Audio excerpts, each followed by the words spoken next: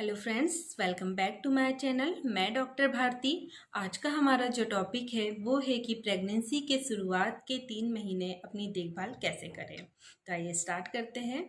सबसे पहले हम ये जानेंगे कि जो हमारी प्रेगनेंसी होती है वो टोटल 40 हफ्तों की होती है, यानी कि 9 महीने 7 दिन की होती है। इसमें जो शुरुआत के 12 हफ्ते होते हैं उसे हम फर्स्ट ट्राइमेस्टर या पहली तिमाही कहते हैं, जो कि हम आपके लास्ट मेंस्ट्रुअल पीरियड से काउंट करते हैं। प्रेगनेंसी के जो शुरुआत के 3 महीने होते हैं वो बहुत ज़्यादा इम्पॉर्टेंट होते हैं। साथ ही ये जो टाइम होता है ये बहुत नाजुक भी होता है। तो यदि आपका जैसे ही पीरियड मिस होता है, आप अपना यूपीटी यूरिन प्रेगनेंसी टेस्ट कर सकते हैं। और यदि आपको 2 लाइन दिखती है तो कॉन्ग्रेचुलेशन, आप अपने डॉक्टर से मिलिए, आपकी एएनसी फर्स्ट विजिट कराइए। तो डॉक्टर आपको सबसे पहले आपका कुछ जनरल एग्जामिनेशन करेंगे, इसके साथ क्लिनिकल एग्जामिनेशन कर सकते हैं और आपको यूएसजी के लिए प्रिस्क्राइब करेंगे। तो आपको यूएसजी करानी है और जो आपकी पहली यूएसजी होती है वो 6 से 8 हफ्तों के बीच होनी चाहिए।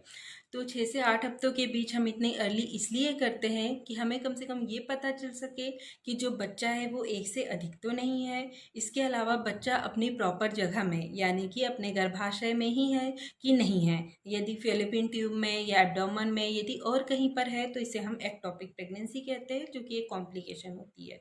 तो यही हमें अर्ली स्टेज में ही पता चल जाता है। इसके अलावा हम ये भी देखेंगे कि बच्चे की हार्ट बीट आई है या नहीं आई है। इसके अलावा कुछ ट्रोफोब्लास्टिक डिसीज़ या फिर जैसे मोलार प्रेगनेंसी, ये सारी कॉम्प्लिकेशन तो नहीं है। तो ये सारी चीज़ें हमें फर्स्ट यूएसजी से रूल आउट हो जाती है। जो डॉक्टर होंगे वो आपको मेडिसिन प्रिस्क्राइब करेंगे। इसमें सबसे इम्पॉर्टेंट जो मेडिसिन होती है वो फॉलिक एसिड होती है।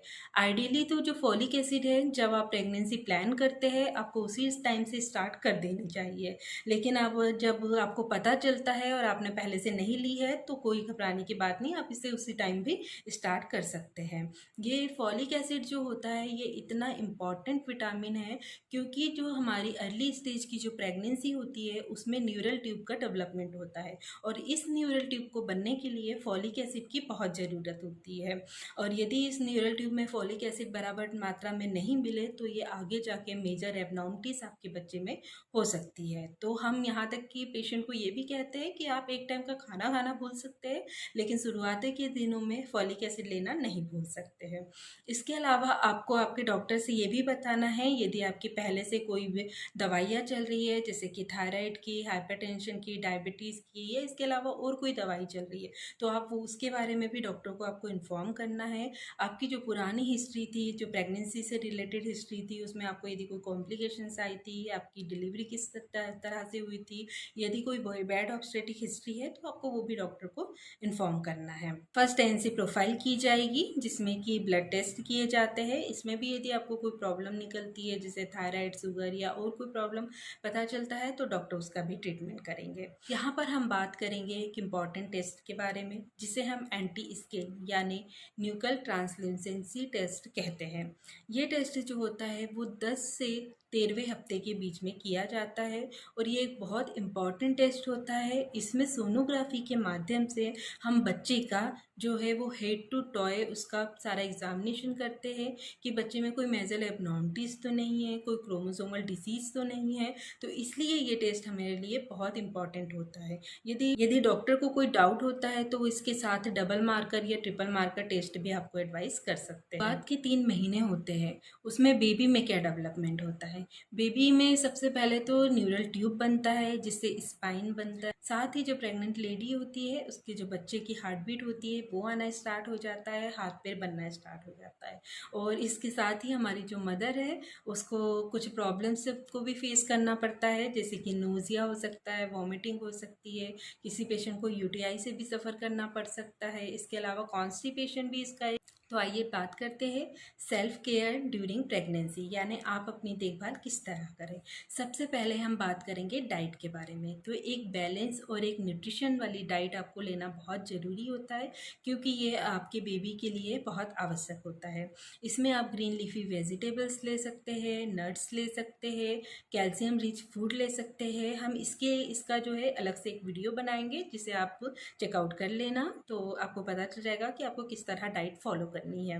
और इसके अलावा सप्लीमेंट्री न्यूट्रिशन भी आपको लेना ज़रूरी होता है, कुछ विटामिन्स आपको लेने होते हैं, मिनरल्स आपको लेने होते हैं, और आपको आपकी पर्सनल हाइजीन पे बहुत ज़्यादा ध्यान देना होता है। आपको हमेशा कंफर्टेबल और लूज़ वाले कपड़े पहनने होते हैं, और आपकी ओरल हाइजीन बहुत अच्छी होनी चाहिए, आपकी वेजाइनल हाइजीन बहुत अच्छी होनी चाहिए।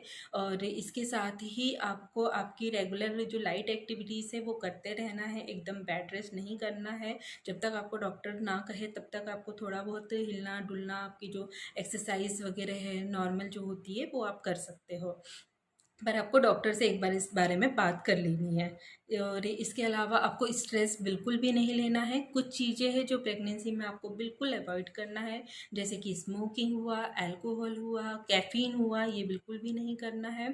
और आपको रेगुलर आपका चेकअप कराना है, जब जब आपके डॉक्टर आपको बुलाएंगे आपको तब जाना है, ताकि यदि कोई हाई रिस्क है आपकी प्रेगनेंसी डिटेक्ट हो तो उसका हम टाइम पे ट्रीटमेंट कर सकें। इसके अलावा कुछ डेंजर साइन होते हैं जब आपको एनसी के बीच में भी जाना पड़ सकता है डॉक्टर के पास, बहुत सीवियर हेडेक हो रहा है, ब्लीडिंग हो रही है, और इसके अलावा एक्सेस वॉमिटिंग हो रही है। तो यदि आपको कुछ भी ऐसा आपकी तबीयत में थोड़ा सा चेंजेस लग रहा है तो आप अपने डॉक्टर से जाके बीच में भी, एनसी के बीच में भी जाकर आप उनसे मिल सकते हैं। तो मेरे द्वारा बताई गई जानकारी यदि आपको अच्छी लगी है तो कृपया कर मेरे चैनल को लाइक करें, शेयर करें, और ऐसे ही और वीडियो देखने के लिए आपको जिस भी टॉपिक पे वीडियो चाहिए आप मुझे बताएं कमेंट करके, तो हम उस टॉपिक पे वीडियो आपके लिए प्रोवाइड कराएंगे। और यदि आपको कंसल्टेशन चाहिए तो ये मेरा व्हाट्सएप नंबर है जिस पे आप मुझसे कंसल्टेशन ले सकते हैं। Thank you.